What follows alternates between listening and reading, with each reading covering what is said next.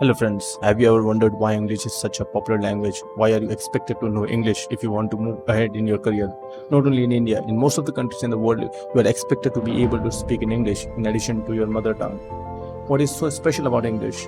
That it became the most powerful language in the world. Why is it the global language? And which was the most powerful language in the world before English? In today's educational video, come let's try to find out.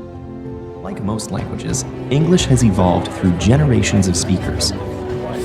Beh, non è sicuramente una lingua. César están en Barcelona cenando ceviche con cerveza. Ja, wie kommt das, dass wir Deutschen da so schlecht drin sind? Em vez de ficar para a festa da Mercê, vim para En Budapest, Hungaria, mi esta Stella, kaj la lingvo kiu mi parolas. The English language is a big, beautiful mess. Few languages are as diverse and unexpected in their history. Let's begin. Looking back at history, the answer begins with the British Empire, the largest empire in the world. For 200 years, Britain was the most powerful nation in the world. From Canada to India, from Australia to Nigeria, from the Caribbean to South Africa, the British Empire once ruled over a third of the people on Earth. The year was 1922 when this empire was at its peak. It was occupying a large chunk of the world, larger than ever before. Look at this map of all the land on Earth. 25% of the area was under the control of the British Empire at this time. If you start at the one corner, New Zealand, Australia, Malaysia, Singapore, Bangladesh, India, Pakistan, the UAE, many African countries. Then comes the UK until Canada. All of these were under British Empire's control. There was a saying that the sun never sets over the British Empire, and you can see why this was true. By the time Australia had sunset, it would have been morning in India. And by the time India had the sunset, Canada's morning would have begun. In total, a population of 450 million people were under this British Empire. The British Empire was colonizing so many countries.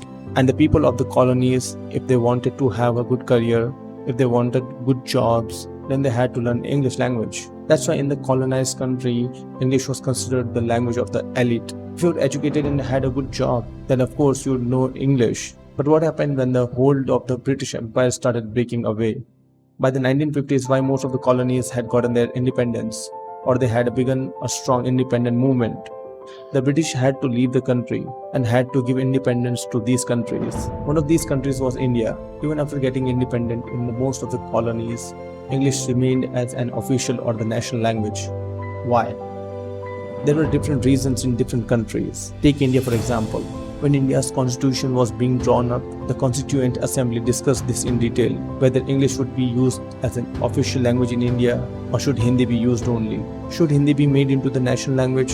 Many people favored Hindustani becoming the national language of the country, the language which is a mix of Hindi and Urdu, but many people believed that English should continue as the official language. One of these people was Dr. B.R. Ambedkar. He believed that the best way to represent the Dalit community, the English language was the best option. In fact, he believed that of all the communities in India, the English language is the only language that's equidistant to all others. There isn't an added advantage to any community. He used the example that Brahmins would be at an advantage if Sanskritized Hindi became the national language. Apart from him, many leaders from South India were also concerned about it. They believed that Hindi is a North Indian language, and if it became the national language, then South India would feel underrepresented. That's why it was decided that there would be two official languages in India, Hindi and English. But at the same time, over the next 15 years, they would work to phase out English, because during the independence, English was also seen as the language of the colonizer. Since it was the language spoken by the British, it shouldn't be promoted. It was said that by 1965, English would be completely phased out, although the parliament was given the option that the parliament could continue using English. In 1967, an Angrezi Hatao movement was also launched by a socialist leader that English should be completely phased out. But it wasn't done so, because this movement had to face a lot of resistance from the South Indian leaders, and obviously their demand was also justified. They asked why Hindi should be the one chosen, why not Tamil?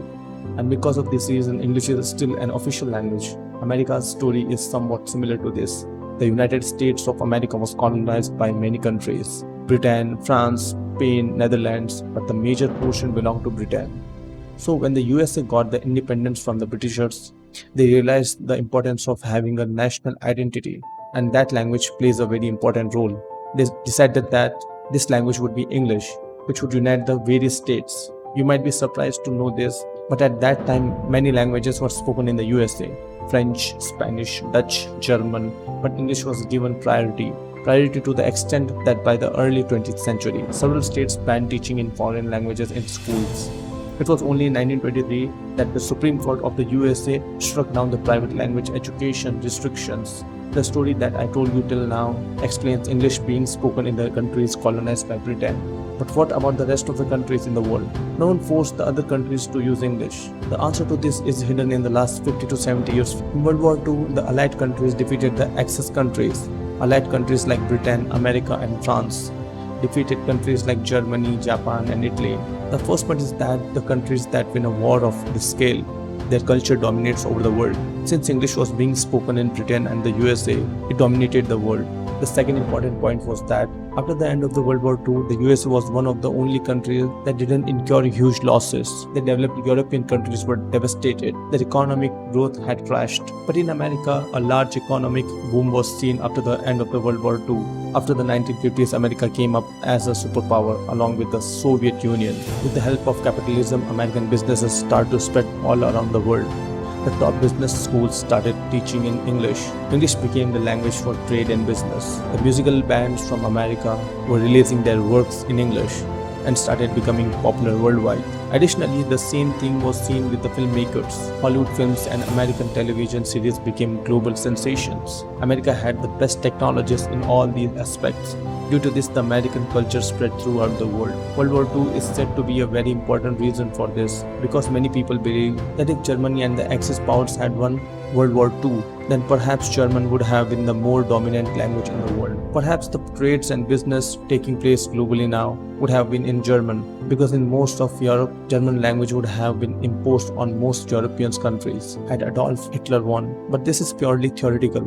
It is difficult to say that what would have happened actually. But the reality of today is that after America and Britain's victory, English proved to be a powerful language. The last final reason, how could English dominate even after the 1980s and 1990s? Leaving behind all the other languages, the reason behind it is that the invention of the internet occurred in America. The companies related to the internet that came up did so in America. But whether it is Google, Facebook, YouTube, Apple, all these top technologies companies that rely heavily on the internet were founded in America. That's why today 63% of the websites on the internet have content in English. And obviously the invention of computers and the invention of the keyboards. Keyboards and typewriters were also invented by an American. So obviously he did it in his language, English.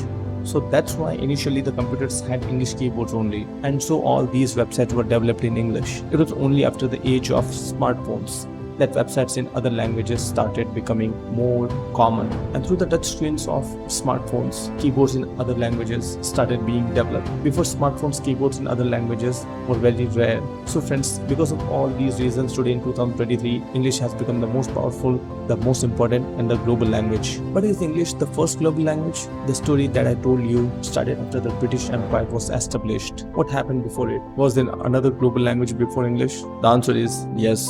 There were two Indo-European languages that were very dominant in that era, and these languages were Greek and Latin. A linguistic professor from the University of Chicago states that Latin is the first recorded global language in the world, and it was the global language longer than English. For 1300 years, it was the dominant language in the world. It was during the Roman Empire. In most of the Western European cities, Latin was one of the main languages. But after the end of the Roman Empire, the language Latin broke into pieces. It started developing differently in different regions. Due to this, many of the current languages were formed. You will be surprised to know that Spanish, Portuguese, French, and Italian, these four important and widely spoken languages, emerged from Latin. On the other hand, if we talk about Asia, in Asia, Arabic, Chinese, and Persian or Farsi were the dominating languages. I'm talking about the 15th century. As you know, Mughal emperors like Akbar talked in Farsi. Do you know that around the later 1800s, some people thought that the languages that exist now are imperfect in some way or the other. So they decided to develop a language through which every person in the world could communicate with everyone else. That wouldn't be limited to only a country, that isn't limited to a region. Instead, it could be a global language. That's how the Esperanto language was born. It is a language that was created by a Polish man in 1887. And obviously, as you can guess, this language wasn't successful. Today, it is estimated that about 100,000 to 2 million people speak Esperanto. One thing is certain, it is very easy to learn this language. The creator of this language claimed that it would take only an hour to learn its grammar. If you know any European language, if you know any of these languages, you can easily learn this because it is a language created out of the combinations of these languages. And while creating it, it was ensured that its grammar is made as simple as possible. Things are pronounced as they are spelled, and by using prefixes and suffixes, it is very easy to create new words. So it doesn't have an extensive vocabulary.